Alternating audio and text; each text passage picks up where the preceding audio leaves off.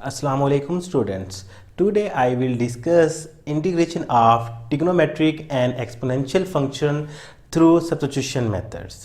सबसे पहली बात कि substitution method होता क्या है। बेसिकली substitution method होता है कि अगर हमारे पास कोई क्वेश्चन किसी वेरिएबल के अंदर है तो जब हम सब्स्टिट्यूशन को इस्तेमाल करेंगे तो हम किसी और वेरिएबल के इक्वल उसको लेट करके सॉल्व करेंगे। फॉर एग्जांपल कि हमारे पास कोई फंक्शन है x के अंदर, x इस्तेमाल और हो रहा है, उसको किसी और वेरिएबल के इक्वल लेट कर लेंगे, यानी कि x है तो उसको t के इक्वल लेट करके सॉल्व कर लेंगे। यानी कि किसी भी क्वेश्चन को, किसी भी फंक्शन को किसी और वेरिएबल के इक्वल लेट करके सॉल्व करने को सब्स्टिट्यूशन मेथड कहते हैं। अब दूसरी बात कि सब्स्टिट्यूशन मेथड हम इस्तेमाल क्यों करते हैं। बेसिकली हमारी फर्स्ट प्रायोरिटी होती है, मैं पीछे की वीडियोस में भी इस बारे में बात कर चुका हूं कि क्वेश्चन को किसी भी तरह हमें कोशिश करनी चाहिए कि वो पावर रूल से सॉल्व हो जाए। अगर कोई क्वेश्चन पावर रूल से सॉल्व नहीं हो रहा होता तो उसकी जगह पर हम एक और टेक्निक इस्तेमाल करते हैं जिसको हम कहते हैं कि सब्स्टिट्यूशन मेथड। अब बाज़ औक़ात ऐसा भी होता है कि कोई क्वेश्चन पावर रूल से भी सॉल्व हो रहा होता है और वही सब्स्टिट्यूशन मेथड से भी हो जाता है, लेकिन सब्स्टिट्यूशन मेथड को इस्तेमाल करने का मकसद ये होता है कि किसी भी मुश्किल क्वेश्चन को आसान कर लिया जाए, आसान करके उसको सॉल्व कर लिया जाए। कि अब सब्स्टिट्यूशन मेथड जब हम लगा रहे होते हैं तो हमें कैसे पता लगेगा कि किस टर्म को या किस फंक्शन को जो है हमने किसी और वेरिएबल के इक्वल लेट करना है। इसके लिए तीन चीजें। पहली ये कि जो टर्म आपको बहुत ही ज़्यादा कॉम्प्लेक्स लग रही हो तो आपने कोशिश करनी है कि उस टर्म को आप टी के इक्वल लेट करके सॉल्व कर लें।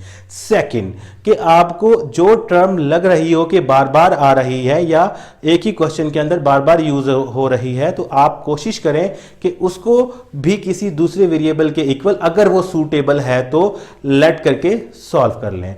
तीसरी और सबसे मोस्ट इंपॉर्टेंट इसके अंदर टेक्निक ये है कि आप जिस भी फंक्शन को लेट कर रहे हों आपने ये सोचना है क्या जिस फंक्शन को आपने लेट किया है उस फंक्शन का आप डेरिवेटिव लें तो क्या उसका डेरिवेटिव उसी क्वेश्चन के अंदर मौजूद है कि नहीं। अगर मौजूद है तो आप उस फंक्शन को ठीक सब्स्टिट्यूट कर रहे हैं।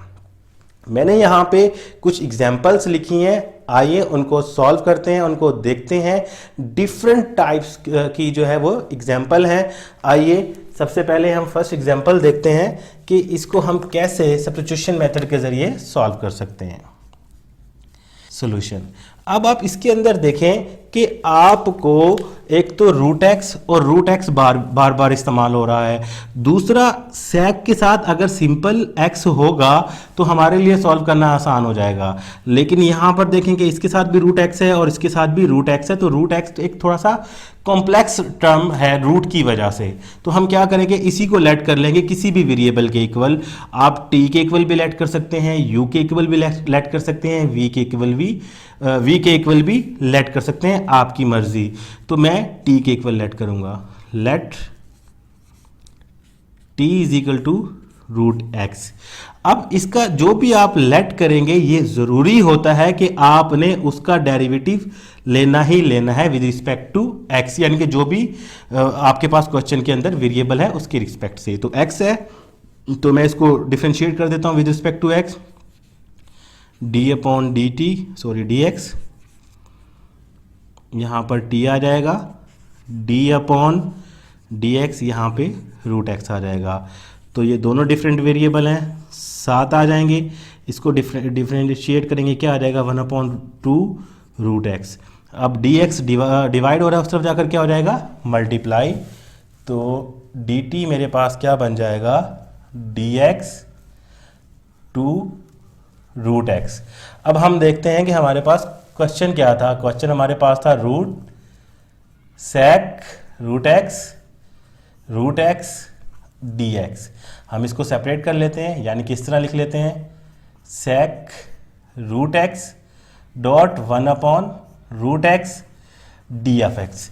अब आप देखेंगे ये टू डिवाइड हो रहा है, उस तरफ जाकर क्या हो जाएगा, मल्टीप्लाई। तो हमारे पास क्या बन जाएगा, 2 dt is equal to D X upon X. मैंने ऐसा क्यों किया, मैंने ऐसा इसलिए किया कि जब मैं क्वेश्चन को सॉल्व कर रहा था तो मैंने देखा कि मेरे पास जो बच रहा था वो क्या बच रहा था, डी एक्स बच रहा था और डिवाइड रूट एक्स बच रहा था।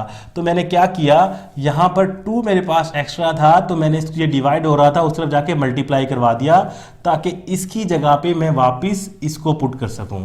आपके पास फंक्शन क्या बनेगा जब आप सब्स्टिट्यूशन पुट करेंगे इसमें, सेक, इसकी जगह पर क्या आ जाएगा, टी लेट किया था आपने, डॉट, और इसकी जगह पे क्या आ जाएगा, D X root D X upon root X की जगह पर आपके पास क्या आ जाएगा, 2 dt आ जाएगा, 2 dt आ जाएगा।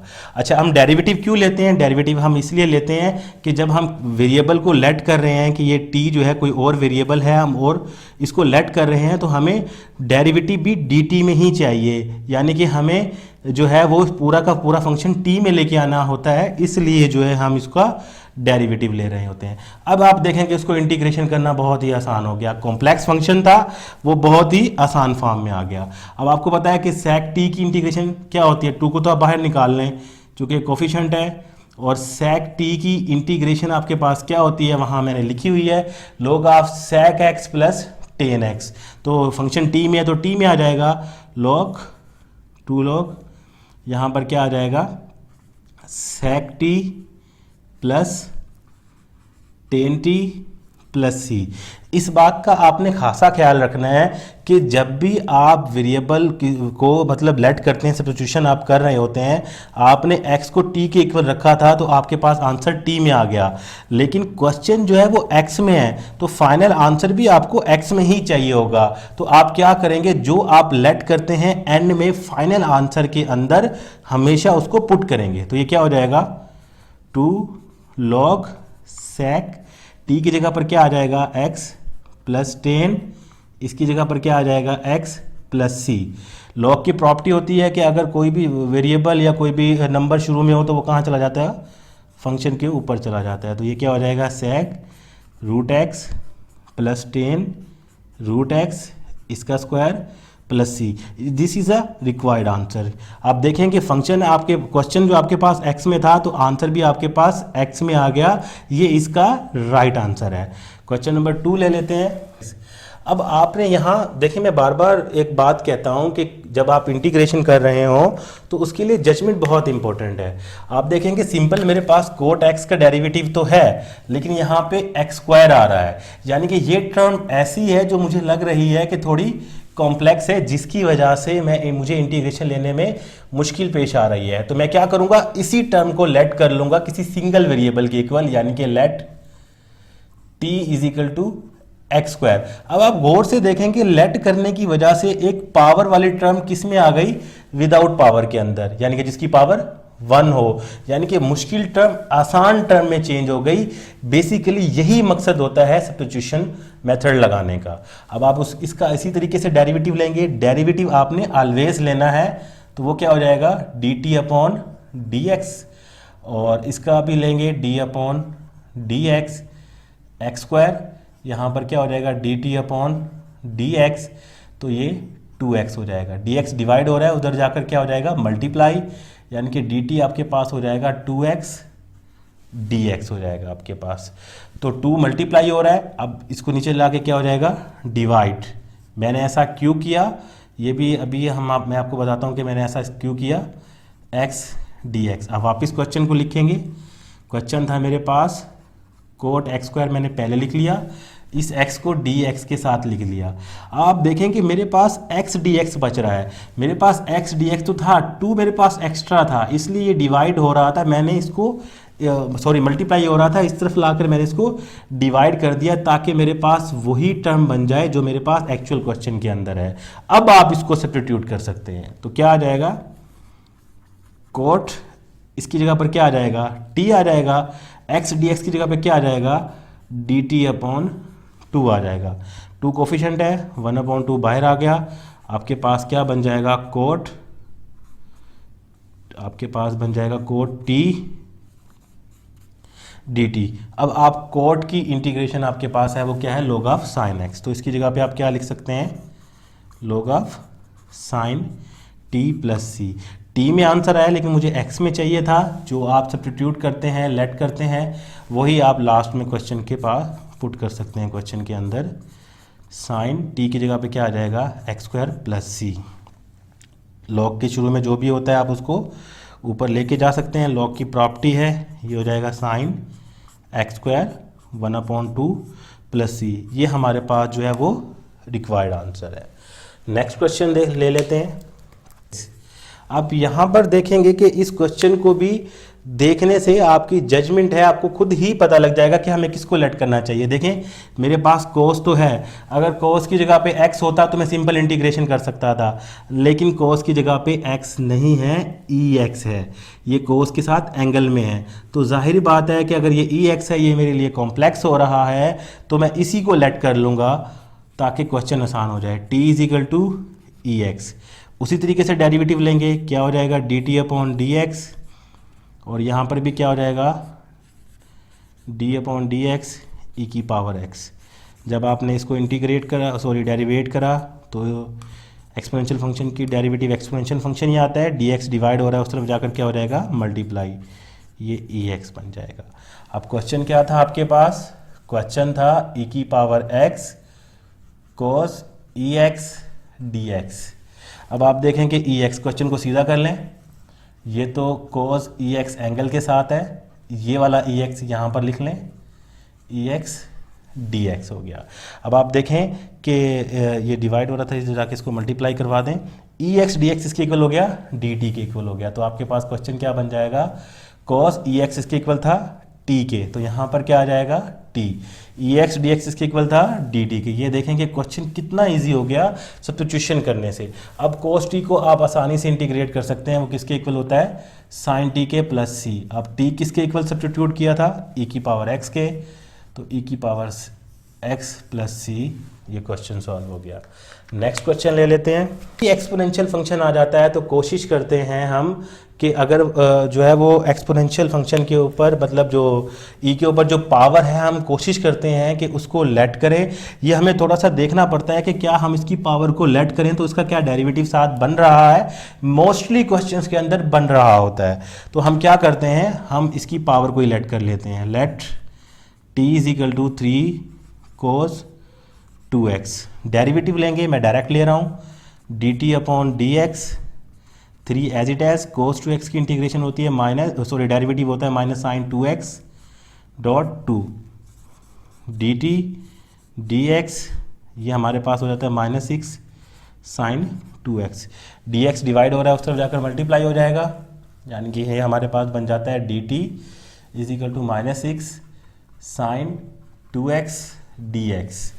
अब क्वेश्चन क्या था हमारे पास, क्वेश्चन हमारे पास था e⁻3 cos 2x sin 2x dfx। अब आप देखें कि sin 2x dfx तो है, sin 2x dfx तो है, sin 2x dx तो है, लेकिन -6 आपके पास एक्स्ट्रा आ रहा है, तो आप क्या करेंगे, मल्टीप्लाई हो रहा है, उसको जाके नीचे डिवाइड करवा देंगे ताकि आपके पास वही टर्म बच जाए जो आपके पास क्वेश्चन के अंदर है, sin 2x dx। अब आप इसको आप सब्स्टिट्यूट कर सकते हैं।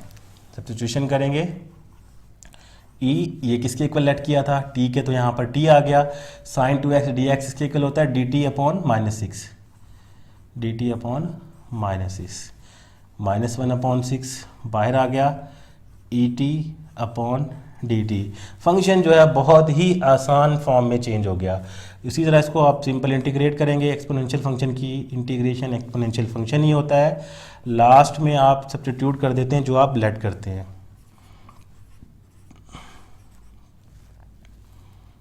Plus c। ये आपके पास जो है वो रिक्वायर्ड आंसर आ गया। नेक्स्ट क्वेश्चन लेते हैं।